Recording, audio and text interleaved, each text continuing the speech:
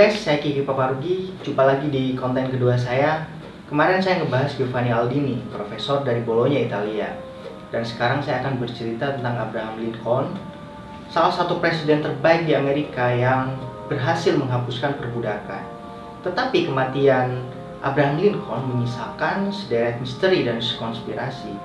So, sekarang saya akan bercerita tentang misteri, kronologi, dan konspirasi yang menyertai kematian Abraham Lincoln. 155 tahun silam, tepatnya di jam 9.30 malam, hari Jumat Agung, seorang lelaki diam-diam memasuki gedung teater. Lelaki itu menodongkan pistol dan menarik pelatutnya. Tembakan itu menewaskan Abraham Lincoln, Presiden Amerika Serikat. Pembunuh itu kemudian melompat ke panggung dan berteriak, "Sic semper tyrannis," yang artinya begitulah nasib tiran. Kemudian pembunuh itu melarikan diri. Kematian Abraham Lincoln adalah babak sejarah yang syarat kesedihan bagi rakyat Amerika Serikat, sekaligus menghembuskan sebuah harapan baru untuk menghapus perbudakan di muka bumi, seperti yang Lincoln katakan di sebuah pidatonya di Gettysburg pada tahun 1863, bahwa Amerika Serikat berdedikasi pada proposisi bahwa manusia diciptakan setara. Sebelum tragedi penembakan itu, Amerika berada di masa damai di bawah kepemimpinan Abraham Lincoln. Dan sebelumnya sebenarnya ada perang sipil guys di Amerika, perang saudara, Civil War, antara pihak konfederasi dan pihak federal. Pihak konfederasi dipimpin oleh Robert E. Lee dan pihak federal dipimpin oleh Jenderal Ulysses Grant. Sebenarnya Civil War, perang saudara itu dipicu oleh pro kontra tentang penghapusan perbudakan di Amerika. Pihak konfederasi mewakili kubu selatan itu tidak setuju guys tentang penghapusan perbudakan di tanah Amerika. Sedangkan pihak federal setuju, dan pihak federal diprakarsai oleh Abraham Lincoln sendiri. Tetapi berakhirnya perang saudara itu tidak serta-merta menyelesaikan persoalan di Amerika. Ada persoalan yang lebih besar, yaitu persoalan ekonomi, karena waktu itu pengusaha-pengusaha Yahudi ingin menguasai sistem perekonomian di Amerika. Dan pengusaha-pengusaha Yahudi itu salah satunya anggota Freemasonry guys, ingin merebut bank sentral di Amerika. Abraham Lincoln mencium adanya ketidakberesan ini. Kemudian ia mengatur strategi dan membatalkan kongres yang digelar untuk memberikan hak dan kewenangan kepada Bank Amerika untuk mencetak uang. Lincoln berpikir jika Bank Amerika diberikan kewenangan untuk mencetak uang, maka Rothschild, pengusaha Yahudi dan kroni-kroninya akan menguasai perekonomian di Amerika. Malam itu, 14 April 1865, Washington DC sedang diguyur hujan. Saat itu, Abraham Lincoln dan istrinya Mary Todd Lincoln berniat untuk datang ke sebuah gedung pertunjukan. Mereka ingin menyaksikan aktor favorit mereka di sebuah pertunjukan tersebut. Malam itu, Teater Ford menggelar sebuah pertunjukan yang berjudul Our American Cousin, karya Tom Taylor. Lincoln beserta rombongannya akhirnya masuk ke gedung teater dan menduduki tempat khusus yang terletak di sebuah balkon. Semua orang menikmati pertunjukan di sana, hingga seorang pria bernama John Wilkes Booth masuk ke dalam gedung teater tersebut. John Wilkes Booth ini adalah aktor yang biasa tampil di sana. Tak ada satupun yang mencurigai gerak-gerik Booth. Ia tiba-tiba masuk sekitar jam 9.45. Ia bahkan sempat ngobrol dengan penjaga teater di sana. So, karena Buckingham adalah seorang aktor yang biasa tampil di sana, dia memiliki akses yang sangat mudah untuk memasuki gedung teater tersebut. Saat aktor Harry Holt melontarkan kalimat lucu di panggung, penonton pun tertawa dengan suara yang sangat bergemuruh. Booth diam-diam menyelinap ke balkon di mana Presiden Lincoln berada. Waktu itu tidak ada penjagaan ketat terhadap presiden. So, Booth mengeluarkan pistol di samping mejanya, mengarahkan pistolnya tepat di belakang kepala presiden. Seketika Presiden Abraham Lincoln tertembak. Presiden pun jatuh tersungkur. Saat itu Mary Todd Lincoln, sang istri, hanya bisa berteriak histeris. Mayor Redmond waktu itu yang berusaha menghentikan Booth tersabet tangannya karena waktu itu Booth membawa sebuah pisau.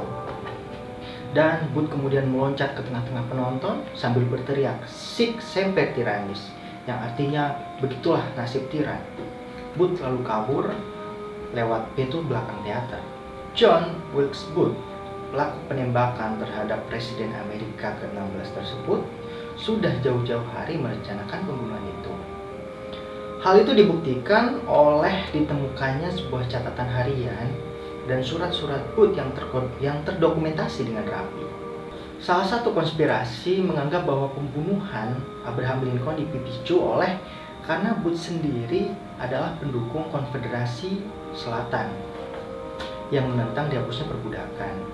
Menjelang perang sipil terjadi, Booth menyatakan dukungannya terhadap Konfederasi Selatan, dan ketika peristiwa berdarah itu terjadi, Booth sebenarnya tidak seorang diri merencanakan pembunuhan tersebut. Pembunuhan Lincoln didesain untuk membangkitkan sisa-sisa semangat gerilya dari Konfederasi Selatan yang waktu itu sudah terdesak. So, ada 3 aktor utama untuk merencanakan pembunuhan terhadap Lincoln: Presiden Amerika, Andrew Johnson, Wakil Presiden Amerika, dan Lewis Powell, Sekretaris Negara. Ketiga aktor pembunuhan itu hanya satu yang berhasil melakukan misinya, yaitu John Wilkes Booth. Dia berhasil membunuh sang presiden. Tetapi Lewis Powell hanya mampu melukai William Seward, Sekretaris Negara. Sedangkan pembunuhan terhadap Andrew Johnson yang akan dilakukan oleh George R. Roosevelt itu gagal karena George R. Roosevelt sendiri takut untuk melakukan misinya. Pasca melakukan pembunuhan terhadap Abraham Lincoln, Booth melarikan diri ke kandang tengah. Di sana dia sempat dirawat oleh seorang dokter bernama Samuel Moore. Ternyata Booth sempat terluka ketika melarikan diri pasca pembunuhan itu. Polisi mendapati jejak bahwa Booth bersembunyi di sebuah kandang ternak. Dia pun kemudian dikepung dan polisi memutuskan untuk membakar kandang ternak tersebut agar Booth keluar dari persembunyiannya. Setelah Booth keluar, sersan Boston Corbett menembak mati Booth.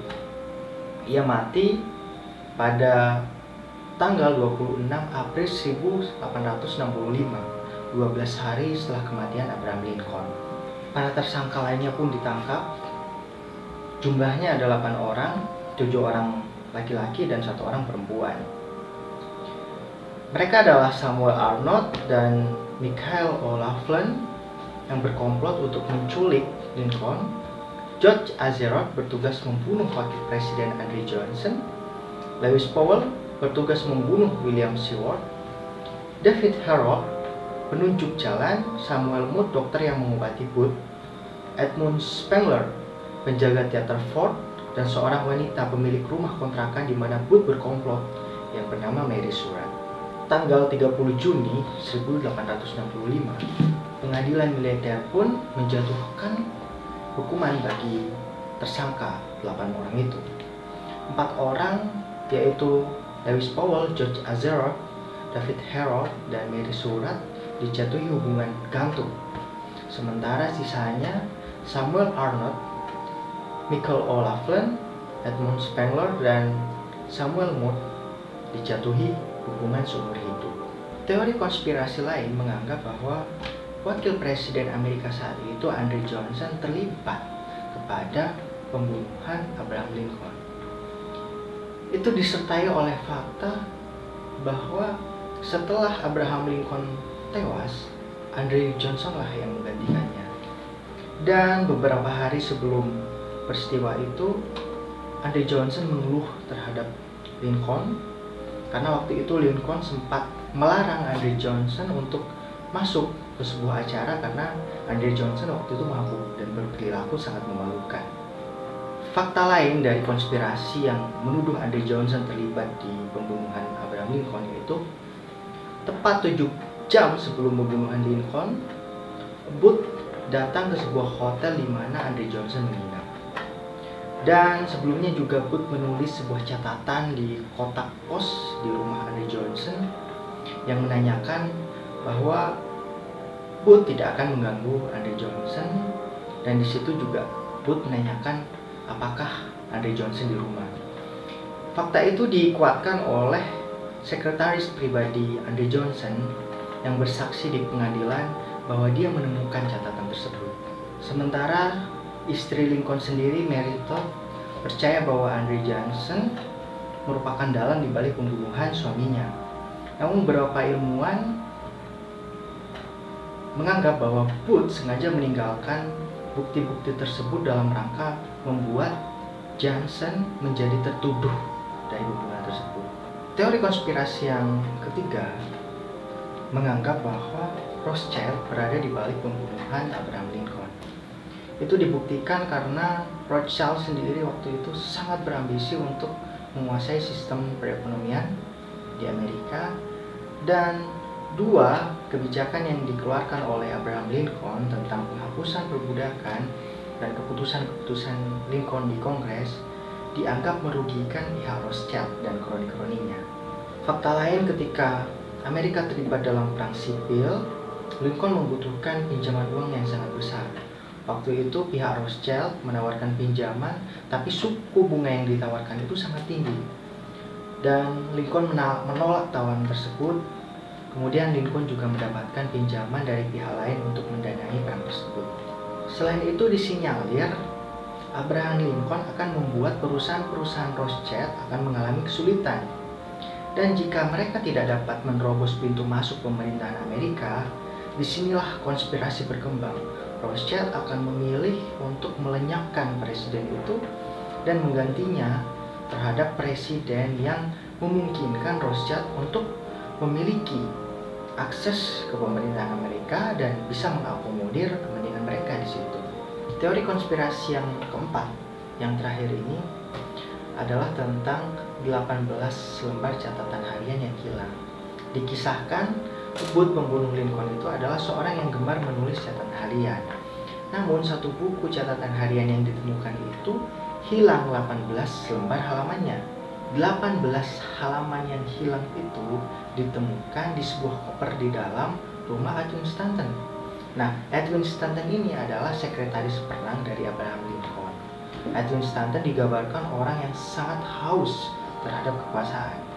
Dia juga dituduh menggelapkan fakta-fakta di pengadilan terhadap Booth. Teori konspirasi yang menuduh Edwin Stanton berada di balik pembunuhan Abraham Lincoln adalah kenapa pelaku pembunuhan Abraham Lincoln itu diadili di pengadilan militer bukan di pengadilan sipil. Sedangkan Edwin Stanton tersebut adalah petinggi dari militer Amerika waktu itu. Nah, upaya untuk mengadili pelaku pembunuhan di pengadilan militer itu adalah untuk menggabungkan fakta-fakta agar seolah-olah Edwin Stanton tidak berada di balik pembunuhan Abraham Lincoln. Ini sangat rumit sekali guys, tapi teori konspirasi tentang Edwin Stanton dipublikasikan di buku tentang The Lincoln Conspiracy, dan itu diangkat juga ke dalam film pada tahun 1977. Oke guys, itu dia cerita tentang Abraham Lincoln dan teori konspirasinya. Sampai jumpa dengan saya di konten-konten selanjutnya. Jangan lupa subscribe, komen, share, dan like.